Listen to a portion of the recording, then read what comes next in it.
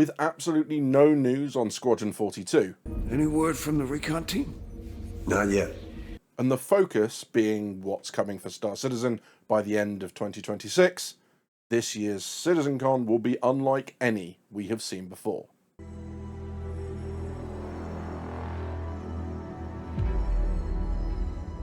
This year's event is 2 hours long. Yeah, just 2. For comparison, recent events have run over 2 days. And at the risk of giving you flashbacks to your last date, that's quite a bit shorter than expected. I mean, CIG have put out episodes on YouTube longer than that. Speaking of, in a recent one, Jared did confirm 2 solid bits of information about this new style CitizenCon Direct. There will be no Squadron 42 presence at CitizenCon Direct this year.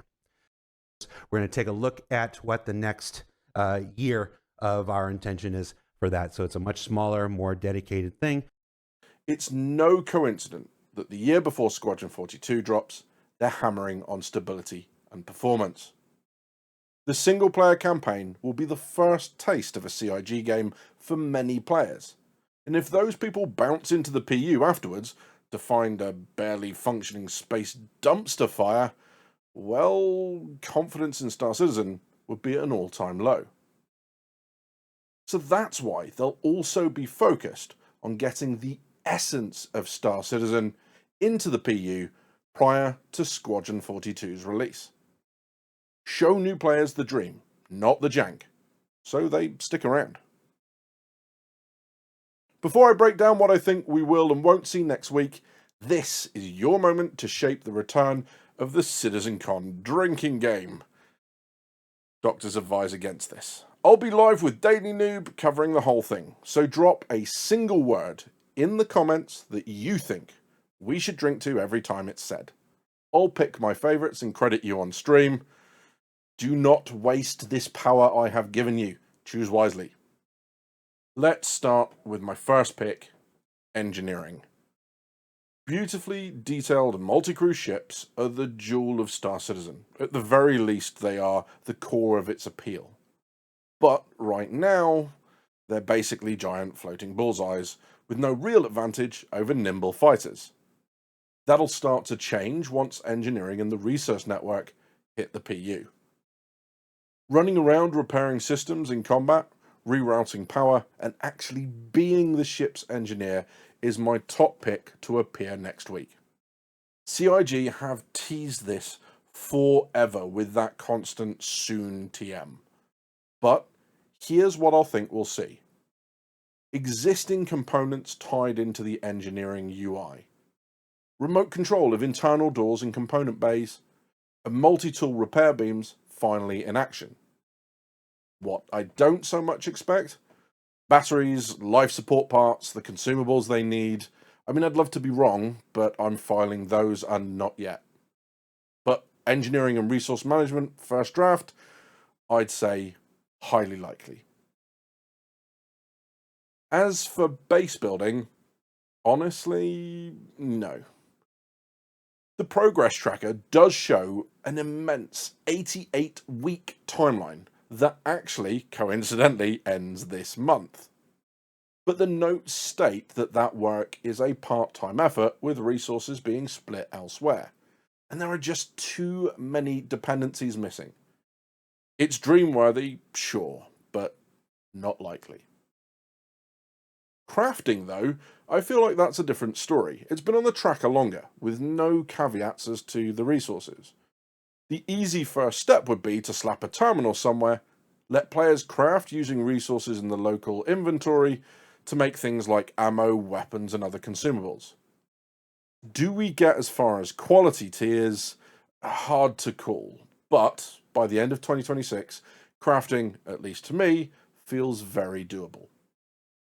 Following engineering, I'd bet on fires and extinguishers. They've crept into more ships and locations already, and basically far too much to be ignored. Imagine letting that damaged cooler cook too long and the whole compartment literally lights up. It adds urgency and a risk to not doing engineering gameplay. Frankly, it adds chaos, and I rate this gameplay loop as likely. Everyone wants to know about ships, and I'd have to say this. The Paladin looks almost certain at this point. The key bit for this is the armor in the digital goodies pack bears a lot of similarities to the Paladin concept art. There's been a lot of talk around the Esperia Stinger, which is the ship that Tal used to escape at the end of the Squadron 42 gameplay demo. So that could be an unannounced ship.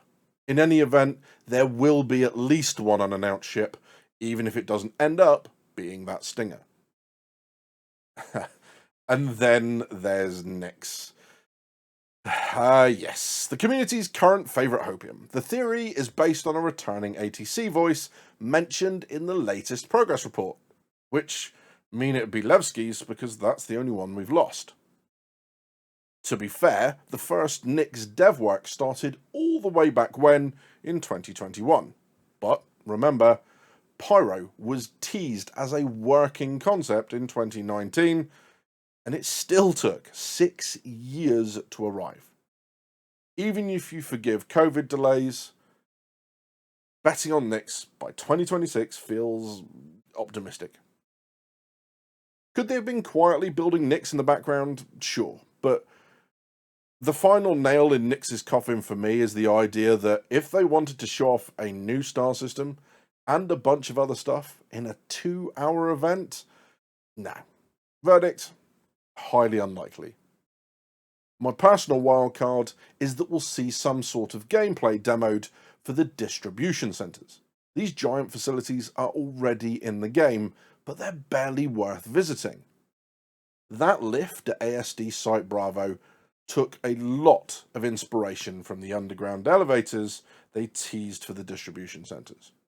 Missions there could be a really neat way to introduce materials required for crafting that we don't yet have, a way to acquire new blueprints, or a whole bunch of other stuff. So, distribution centres finally getting love? That's my outside bet. Now, if you disagree with me, you've got two options. If you haven't already, let me know in the comments. But two, and probably a better one, join Noob and I live next week, 1800 UK time. That's 2 hours before the start of CitizenCon.